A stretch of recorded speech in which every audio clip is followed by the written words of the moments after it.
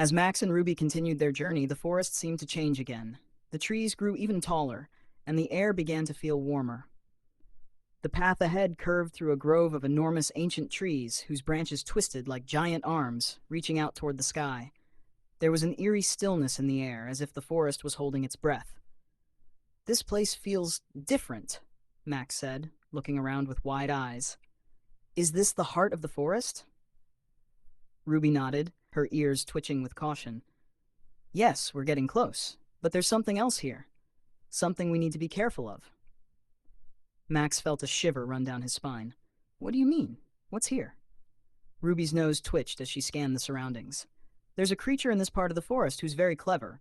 Too clever, in fact. His name is Rusty, and he's a raccoon who loves shiny things. I think he's the one who took the magical acorn." Max's ears perked up. "Rusty? A raccoon?" He thought for a moment. "Why would he steal the acorn?" Ruby sighed, her eyes growing serious. "Rusty isn't bad, but he's mischievous. He doesn't always think about the consequences of his actions. He probably took the acorn because he thought it was shiny and valuable, without realizing how important it is to the forest. If we don't get it back, the magic of the forest will fade." Max's tail wagged with determination. "We have to stop him. Where do we find him?" Ruby pointed to a clearing ahead where the trees opened up into a large, open space. "I have a feeling he's in there. We need to be careful. Rusty may be mischievous, but he's also quick and tricky. He won't give up the acorn easily." Max nodded and crept forward, following Ruby quietly through the dense underbrush. As they approached the clearing, they saw movement, a small striped tail darting behind a large stone. Max's heart raced.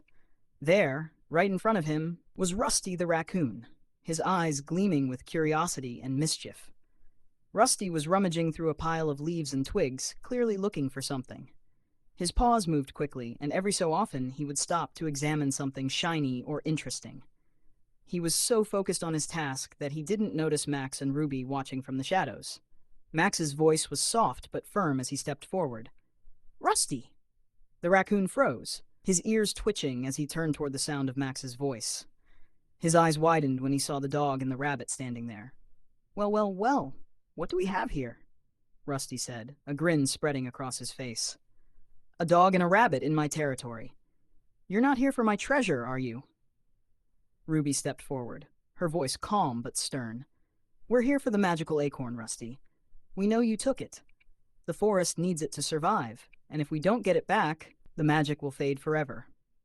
Rusty's grin didn't fade, but he looked a little more thoughtful. "The acorn, huh?" He scratched his head with one of his little paws. "I didn't mean any harm. I just thought it was the most beautiful thing I've ever seen. It sparkles like the stars, and I knew it must be worth something special." Max stepped closer, his voice gentle but firm. "It is special, Rusty. It's the heart of the forest. Without it, the forest won't have the magic it needs to stay alive. You have to give it back." Rusty's eyes softened a little, but he still held the acorn tightly in his paws, almost protectively. "I didn't know," he said quietly, his mischievous tone fading. "I didn't realize the acorn was so important to the forest. I just thought it was something fun to play with." Ruby hopped closer. "It's okay, Rusty. We know you didn't mean to cause any harm, but the forest needs the acorn, and we all need to work together to protect it." Rusty looked down at the acorn in his paws, his fingers lightly brushing over its smooth surface. After a moment, he let out a sigh. "I guess I've been a little selfish, huh?" Max wagged his tail. "It's okay to want something shiny, but sometimes the most important things aren't the ones that sparkle. They're the things that help everyone." Rusty smiled sheepishly, looking up at them. "You're right. I shouldn't have taken it. I'll give it back." With a small grunt, Rusty carefully placed the acorn on the ground, rolling it toward Max. "Here you go. I'm sorry. I promise I'll think twice before taking something that doesn't belong to me." Max picked up the acorn carefully, his heart swelling with relief. "Thank you, Rusty. The forest will be safe now." Rusty gave a small nod, his eyes twinkling with a hint of mischief. "I'll stay out of trouble for now, but if you ever find something else shiny and interesting, just let me know. I'll be around." Ruby smiled. "We'll be sure to keep an eye out, and thank you for giving the acorn back." As Max, Ruby, and Rusty said their goodbyes, the air around them seemed to lighten.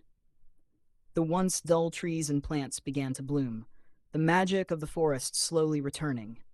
The warmth of the sun filtered through the leaves, casting a golden glow over the clearing.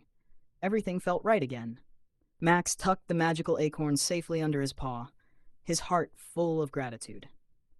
They had completed another part of their journey, and the forest was one step closer to